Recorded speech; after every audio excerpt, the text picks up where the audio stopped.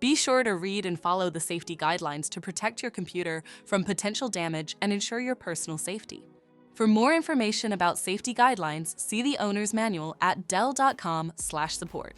Before you begin, turn off the computer and disconnect all the attached peripherals. Before proceeding, ensure your computer is in service mode. To enter service mode, press and hold the B key on the keyboard and then press the power button. Now, the computer will boot up and the owner tag information is displayed on the screen. Press any key to proceed. The computer will emit 3 short beeps and shut down, indicating it has entered the service mode. To remove the speakers, remove the 4 screws on the base cover. Loosen the 3 captive screws on the back of the base cover. Starting from the top left corner at the hinge, pry the base cover to release. Identify the wireless module. Remove the screw that secures the wireless card bracket.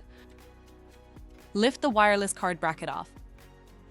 Disconnect the antenna cables from the wireless card.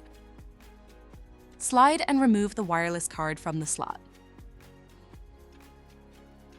Identify the speakers. Disconnect the cables. Peel the tape that secure the speaker and antenna cables. Remove the speaker and antenna cable from the routing guides. Lift the speakers out of the system. To reinstall the speakers, place them back in the system. Route the speaker and antenna cable through the routing guides. Reconnect the cables. Adhere the tapes that secure the speaker and antenna cables.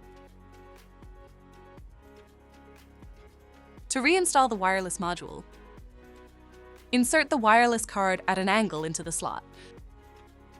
Connect the antenna cables, follow the color scheme. Replace wireless card bracket. Replace the screw to secure it. Place the base cover back on the system. And secure it with the 7 total screws. To exit service mode, connect the AC adapter and press the power button. Please note, the system will only power on and exit service mode if the adapter is connected. For more information about your Dell system, visit dell.com/support.